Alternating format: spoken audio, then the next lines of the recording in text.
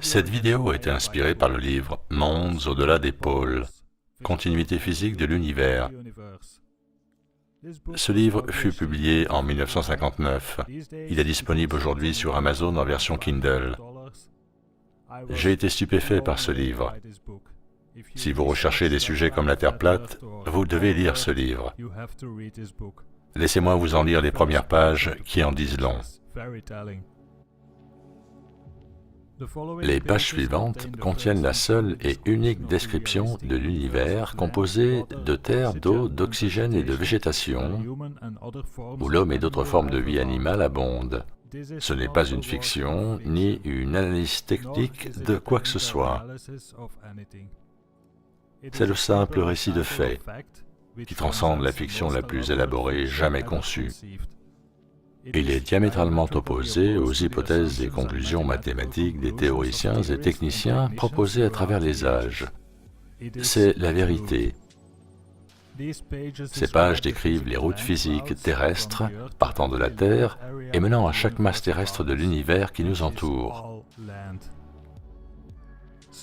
Ces routes s'étendent au-delà du pôle Nord et du pôle Sud, prétendues limites de notre Terre, telles que décrites par la théorie. Il sera démontré ici qu'il n'y a pas de limite nord ou sud à notre Terre. Par conséquent, il sera également démontré le fait que tout mouvement en ligne droite, à partir des pôles, sur le même plan que celui de la Terre, permettra l'accès aux masses terrestres célestes qui nous apparaissent situées au-dessus ou séparées de la Terre. Une version basique de ce livre fut écrite et publiée dans les universités américaines entre 1927 et 1930. Depuis lors, le Bureau de recherche navale des États-Unis ainsi que la Navy ont confirmé de manière définitive les caractéristiques de cette étude. Depuis le 12 décembre 1928, l'existence de masses terrestres au-delà des deux pôles, totalement à l'opposé de la prétendue théorie copernicienne du globe isolé, fut confirmée par les expéditions polaires de l'US Navy. Le 13 janvier 1956, au moment de la préparation de ce livre, l'unité aérienne de la marine US dépassa sur une distance de 3700 km la limite supposée du pôle sud de notre Terre. Ce vol n'a survolé que des masses terrestres, de l'eau et de la glace. Pour les raisons qu'on imagine, ce vol exceptionnel fit l'objet d'une couverture médiatique négligeable. Les US ainsi que plus de 30 nations organisèrent alors des expéditions polaires sans précédent de 57 à 58, avec comme objectif de pénétrer à l'intérieur des terres, maintenant reconnues comme s'étendant sans limite au-delà des pôles. Cette étude est le premier récit qui explique pourquoi il est inutile de tirer vers le haut, depuis le niveau terrestre, pour explorer d'autres endroits célestes nommés astronomiquement, et par conséquent démontre pourquoi cette tentative est futile. Ces pages présentent l'évidence qu'une densité atmosphérique identique à celle de la Terre prédomine dans tout l'univers. Une telle caractéristique prouve que rien, excepté la présence d'une enveloppe gazeuse contenant le ciel, présupposant de l'oxygène équivalent à celui que l'on trouve sur la Terre, ne nous permettrait d'observer les lumières célestes, désignées comme étoiles ou planètes. Les corps lumineux de l'univers que nous observons autour de nous représentent les zones célestes du ciel, et elles sont aussi interconnectées et continues que toute la surface du ciel de notre Terre. Par conséquent, il est démontré qu'il n'existe aucun corps sphérique isolé dans tout l'univers. Ceux-ci ne sont qu'un effet d'illusion d'optique. Ce travail s'oppose radicalement et légitimement aux conclusions des astronomes de toutes les époques. Il décrit l'illusion découlant de toutes les observations télescopiques ou photographiques. Il explique clairement et illustre parfaitement la raison pour laquelle ces illusions optiques ont été considérées à tort comme des faits. Cette étude expose la première approche de l'homme dans sa compréhension de l'univers factuel et continu, comme réceptacle de la vie humaine, d'un bout à l'autre de son étendue, ce, en dépit de toutes les théories abstraites affirmant le contraire. Ce livre prétend être basé sur des faits. Une Terre infinie avec une vie humaine au-delà des pôles, Personne ne parle de ce livre sur YouTube. Je n'ai trouvé que 2 bonnes vidéos pour l'instant, l'une de Chippy the Chipmunk et une autre excellente de Flat Drop. Je mets les liens dans la partie description. Voici d'autres extraits intéressants de ce livre. Février 1947. J'aimerais voir cette terre au-delà du pôle. Cette zone au-delà du pôle est le centre du grand inconnu, déclara l'amiral Byrd avant son survol de 7 heures des terres situées au-delà du pôle Nord. Novembre 1955. C'est l'expédition la plus importante de l'histoire de notre monde, déclara l'amiral Byrd avant de partir explorer les terres situées au-delà du pôle Sud. Janvier 1956. 13 membres d'une expédition US réalisèrent un vol de 4300 km depuis leur base à McMurdo, située 600 km à l'ouest du pôle Sud, et pénétrèrent, sur une distance de 3700 km, une zone de masse terrestre au-delà du pôle Nord. La plupart d'entre vous la connaissent déjà, mais voici un court extrait de l'interview donnée par l'amiral Byrd à la télévision US. Notre invité ce soir résolut de découvrir s'il y avait des terres au nord du continent nord-américain. Il fit son premier vol de reconnaissance, et je dois dire que l'amiral Byrd, notre invité ce soir, est non seulement notre plus grand explorateur vivant, mais aussi une inspiration pour nombre d'Américains. Amiral Byrd, vous avez été au pôle Nord et au pôle Sud. Reste-t-il une zone inexplorée sur cette terre qui puisse attirer les jeunes Américains aventuriers? Oh oui, elle existe, mais pas au pôle Nord. C'est trop envahi maintenant, car ils pensent tous qu'ils en tirent parti, pas seulement pour y vivre, mais militairement. Mais étrangement, il reste dans le monde une zone aussi grande que les US, qui n'a jamais été foulée par l'homme, qui se trouve au-delà du pôle, de l'autre côté du pôle Sud, depuis l'Amérique centrale. Et je trouve tout à fait surprenant qu'il y ait une aussi grande zone inexplorée. Il n'y a pas de limite physique aux extrémités nord et sud de la Terre. Il n'existe pas d'espace entre les zones de l'univers, mais toutes les observations font apparaître de manière trompeuse le contraire. Cet espace apparent résulte de l'illusoire aspect sphérique et isolé des zones célestes du ciel. Le concept d'un univers fait de corps sphériques et isolés trouve son origine dans l'effet de courbe produit par tout type de lentilles. Les corps sont une illusion. La conclusion antique de Galilée que les zones célestes lumineuses sont isolées les unes des autres et qu'elles ont un mouvement circulaire dans l'espace est directement liée à l'inévitable erreur d'interprétation du fonctionnement d'une lentille optique. Le mouvement circulaire est donc une illusion. Dans un univers de masse terrestre et de ciel continu, les gaz s'échappant de la voûte lumineuse engendrent un effet forcément trompeur de mouvement circulaire ou elliptique. Cet effet trompeur provient du fait que de telles émanations gazeuses dans le ciel sont détectées par les lentilles circulaires. Derrière cette voûte gazeuse mobile qui enveloppe tout le royaume céleste se trouvent, indétectables mais réelles, des masses terrestres, de l'eau, de la végétation et de la vie, tout comme sur Terre. Les illusions d'optique proviennent du fonctionnement de la lentille de l'œil humain, et toutes les lentilles des appareils photo et télescopes sont conçues comme celle-ci. Le fonctionnement d'une lentille requiert sa convergence, ce qui crée un effet de courbe aux proportions d'un disque réfléchi par la circularité de tout type de lentille.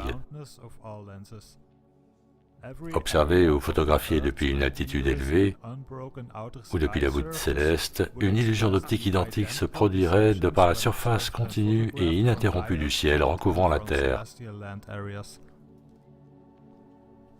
En 1927, la science ignorait qu'en l'observant depuis une haute altitude, chaque parcelle du ciel terrestre était lumineuse. Les premières observations et photographies furent réalisées par le professeur Auguste Piccard en 1931. J'ai fait une vidéo sur lui il y a peu de temps. Piccard n'a pas atteint une altitude suffisante pour obtenir ce contraste de luminosité du ciel avec l'arrière-plan du noir profond de la stratosphère.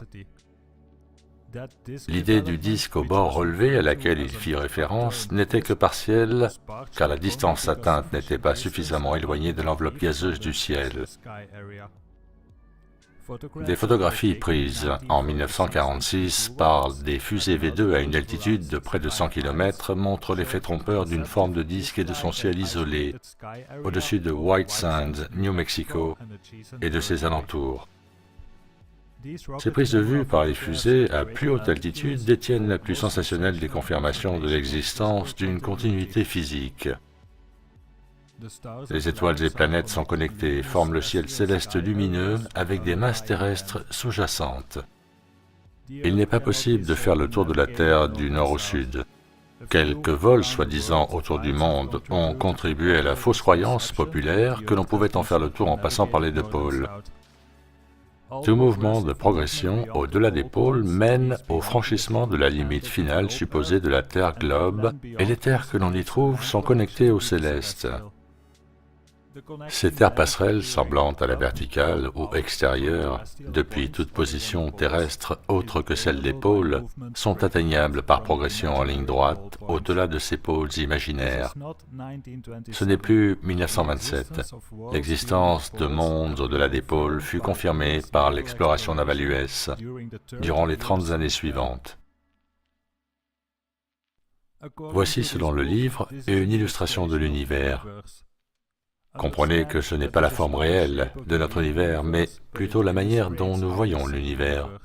Le mode de fonctionnement de notre œil crée cette illusion. Voici une autre illustration.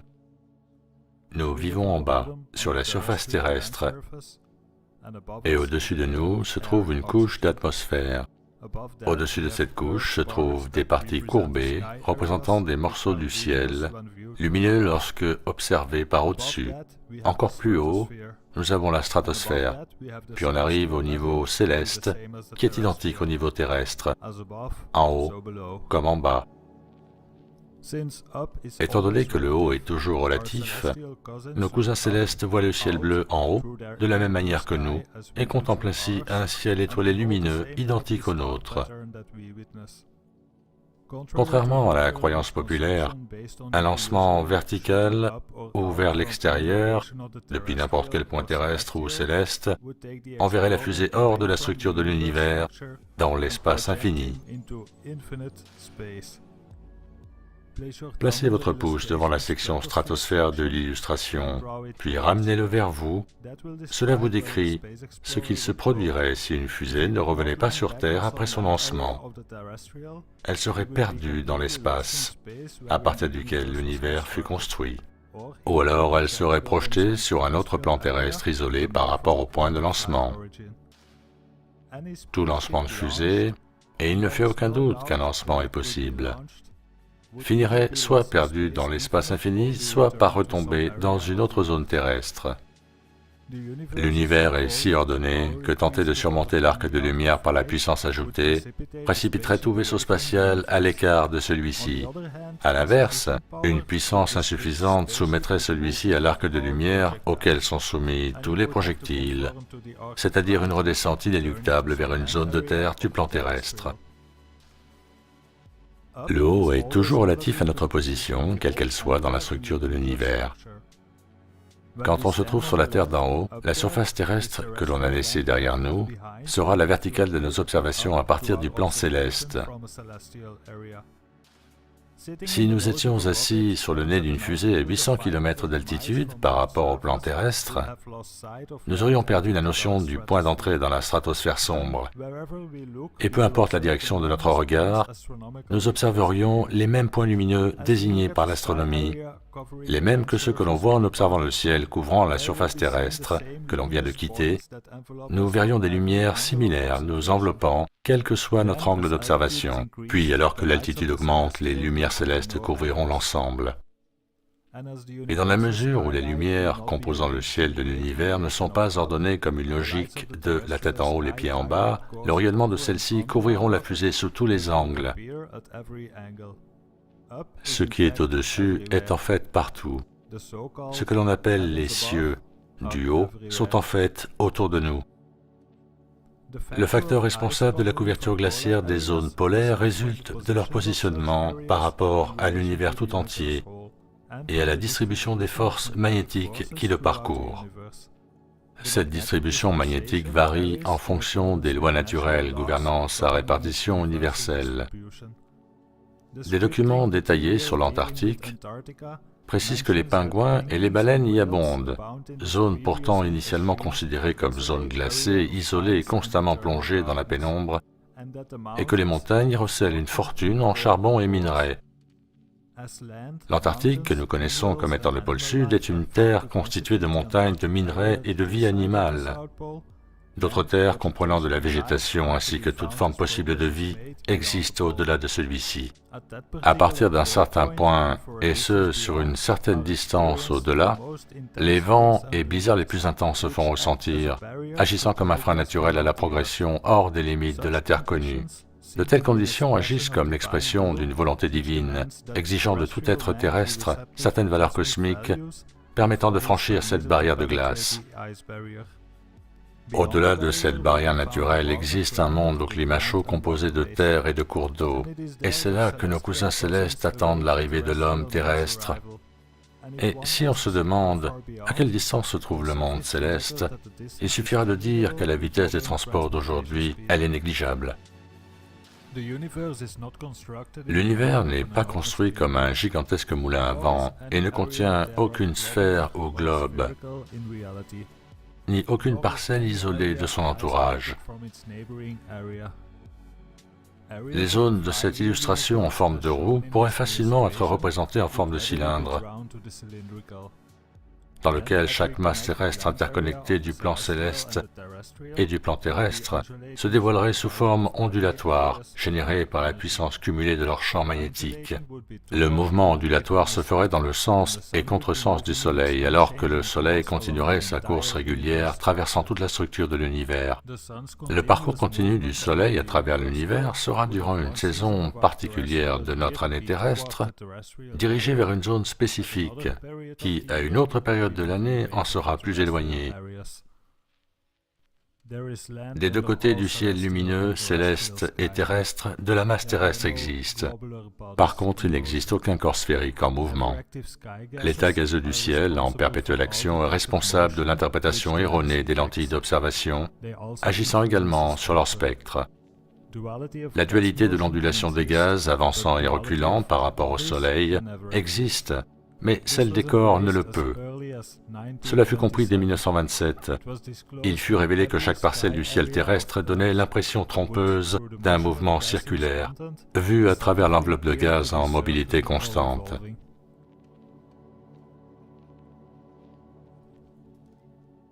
Et si ce livre représentait la réalité, si c'était vrai, pouvez-vous imaginer ce qu'il se passerait si les gens le découvraient?